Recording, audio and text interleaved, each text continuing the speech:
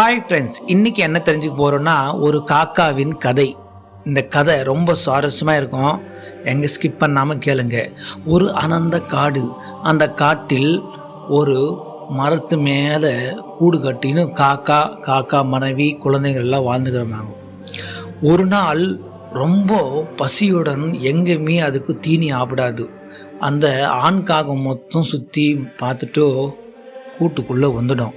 அப்படி கூட்டுக்குள்ளே வந்தப்போ மனைவிக்காக சொல்லும், குழந்தைங்களாம் ரொம்ப பசியாகிறாங்கோ, எனக்கும் ரொம்ப பசியாகுது, ஒன்றும் முடியல, எங்கேயாச்சும் தீனியாச்சும் கொண்டு வாங்கோ, இல்லையாச்சும் வேறு குருவிங்கக்கிட்டேயோ இல்லை ஏதாவது ஜீவராசின்கிட்டேயோ பிச்சு கேட்டாவது தீனி மாத்திரம் தயவு செஞ்சு எடுத்துன்னு வாங்கோ அப்படின்னு அந்த பெண்காகம் சொல்லும் ஆண்காகம் கிட்ட.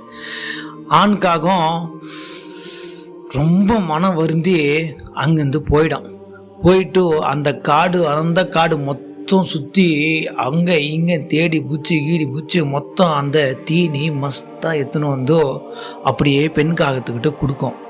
அந்த பெண் காகமும் அந்த குழந்தைங்களோட காகமும் சந்தோஷத்தோடு அந்த வயிறு ரொம்ப சாப்பிட்றாங்க. சாப்பிட்ட பிறகு அந்த ஆண் காகம் பெண் காகத்துக்கிட்ட சொல்லும், ஒன்று சொல்கிறேன் கேளு, என்றைக்குமே பிச்சு எடுத்து மட்டும் வாயக்கூடாதோ, உனக்கு நான் இன்றைக்கி ஒரு கதை சொல்கிறேன், நல்லா காது குத்து கேளு அப்படின்னு அந்த ஆண்காகம் சொல்லும். ஒரு அழகான ஒரு கிராமம்.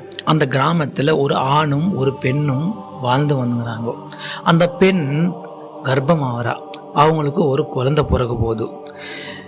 அந்த கணவன் வியாபாரம் விஷயமா வெளியில் போயிடுறான்.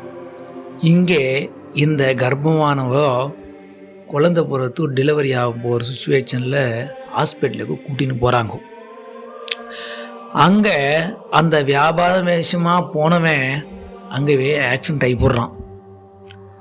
இங்கே இந்த அம்மா அழகான ஆண் குழந்தை பிறகுது.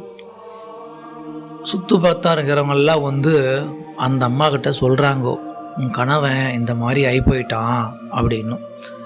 அந்த அம்மா கணவன் இந்த மாதிரி ஆகிப்போட்டானேன்னு பாதப்படுறதா, அழகான ஆண் குழந்தை பிறந்தேன்னு சந்தோஷப்படுறதான்னு அந்த அம்மா ரொம்ப வருத்தமாகுது. இப்போது எப்படியாவது அந்த குழந்தை நம்ம நல்லா பெரிய ஆளாக வளர்க்கணுன்னு ஒரு வைராகியத்தோடு அந்த குழந்தை வளருது. அதுக்கப்புறம் ஸ்கூலில் சேர்த்து வருது. அங்கே இங்கே 10 பாத்திரம் சேர்த்து அந்த குழந்தையே வளருது. அப்படி அந்த குழந்தை வளர்ந்துக்கினே வந்தா அந்த அம்மாவுக்கு திடீர்னு ஒரு நாள் முடியாமல் போக 10 படிக்க 10. அப்போ அந்த அம்மா சொல்லுது, குட்டியா, நானும் உங்கள் அப்பா கிட்டக்கு போகிற டைம் வந்துச்சோ, நீ நல்லா படித்து பெரிய ஆளாக வரணும், இந்த சமுதாயத்தில் மதிப்பும் மரியாதை குழுவினாக நீ வரணும், யாரிடம் பிச்சு எடுத்து அகௌரவமாக மட்டும் வாழாதே அப்படின்னு சொல்லி அந்த அம்மா இறந்து போயிடும். இந்த பையன் அந்த அம்மா சொன்னதே ஞாபகத்தில் வச்சுக்கணும், மன வருத்தோட ஒரு இடத்துல போய் உக்காந்துக்கணும், யோசிப்பான். எனக்கு அப்பாவும் இல்லை அம்மாவும் இல்லை, எப்படி நம்ம வாயுதுன்ட்டு. அந்த அம்மா சொன்ன வார்த்தைகள் அது வேதமாக நினச்சிக்கணும் வாழ தொடங்குறான். ஸ்கூலுக்கு போவான். ஸ்கூலுக்கு வந்த உடனே சாயங்காலமானால் கைனி வேலை, அந்த வேலை, கூலி வேலை செஞ்சினும் காலத்தை அப்படியே ஓட்டின்னு வருவான். ஒரு நாள் எந்த வேலையுமே அவனுக்கு ஆப்பிடல. 2வது நாள் ஆப்பிடல. 3வது நாள் ஆப்பிடல. ரொம்ப பசி எடுத்துக்குது அவனுக்கு. அதுக்கப்புறம் என்ன பண்ணுறான், ஒரு இடத்துல தனிமையாக உக்காந்துக்கணும், ஒன்றும் பசி முடியல, பிச்சு கேட்கலாமா, இல்லை நம்ம அம்மா சொன்னாங்கோ பிச்சு எடுத்து மட்டும் வாழக்கூடாதுரா அப்படின்ட்டு. அதுக்கப்புறம் என்ன பண்ணுறான், பிச்சு எடுத்து தானே வாழக்கூடாதோ, யாரிடாவது உதவி கேட்கலாம், அந்த உதவி நம்ம திரும்பி செஞ்சிடலாம் அப்படின்னு யோசிப்பான். திறமையாக யோசிச்சு ஒரு நல்ல பெரிய பங்களா அங்கே போய், அம்மா குடிக்க தண்ணி ஏதாவது இந்த கொடுக்குமான்னு அப்படி கேட்பான். அந்த அம்மா இவன் இருக்கிற நிலைமையை பார்த்து பாலும் பலகாரம்லாம் கொண்டு வருவான். அவன் அப்படியே, என்னடா நம்ம தண்ணி தானே கேட்டோம், இந்த அம்மா பாலும் பலகாரம் குத்துதே, நம்ம பசி இந்த அம்மா புரிஞ்சுன்னு இருக்குது போல் அப்படின்னு மொத்தத்தையும் பசியில் மடுக்குன்னு சாப்பிட்டுடுறான்.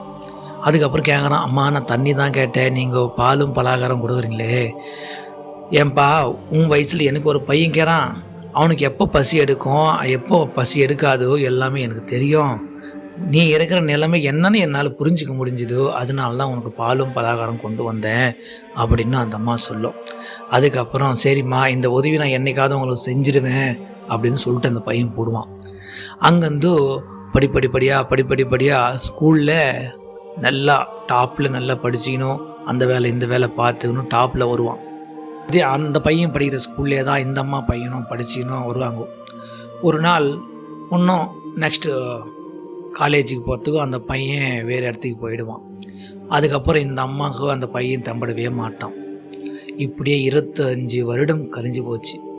அதுக்கப்புறம் இந்த அம்மா ஒரு பையன் நல்லா வியாபாரத்தில் நல்லா ஒரு டாப்பில் வந்து சம்பாதிப்பான். அதுக்கப்புறம் அந்த பையன் 25 வருஷமும் தம்படவே இல்லை. அதுக்கப்புறம் இந்த அம்மாவுக்கு பயங்கரமான நோய் 10 படிக்க ஆகிப்போச்சு. இந்த மகனுக்கு அந்த அம்மாவுடைய மகனுக்கு ஒன்றுமே புரியல. அம்மா எவ்வளோ செலவான ஆகட்டும் உன்னை நான் காப்பாற்றியே தீருவேன் அப்படின்னு சொல்லுவான்.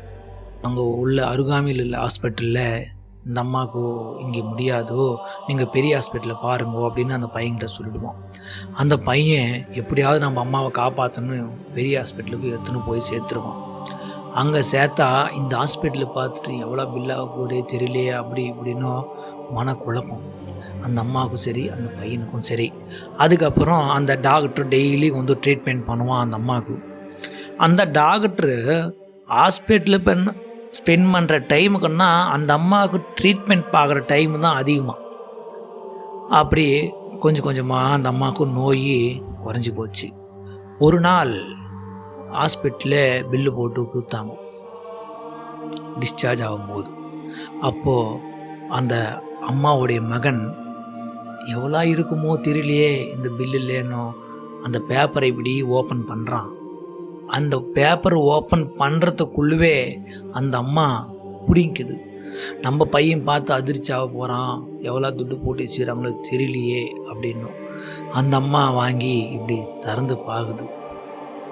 பார்த்தா அந்த அம்மாவுக்கு ஒரே ஆனந்த கண்ணீர். அப்படி என்ன எழுதிருக்குதுன்னு பார்க்குறீங்களா அந்த பேப்பரில்?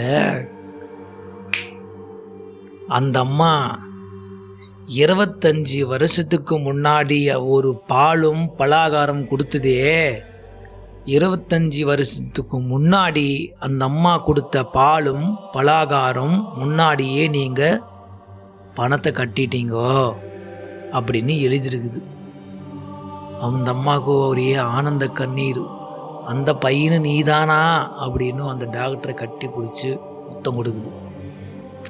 இதனால் என்ன தெரிஞ்சுக்கணுன்னா அந்த காகம் சொல்கிற 4 விஷயம் என்னவென்றால், என்ன நடந்தாலும் சரி அது நம் நல்லதுக்காகவே இறைவன் அமைப்பான்.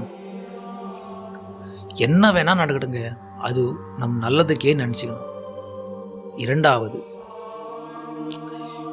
எவ்வளோ இருட்டானா இருக்கட்டும், ஒரு சின்ன ஒரு ஒளி அந்த இருளையே அகற்றிடும்.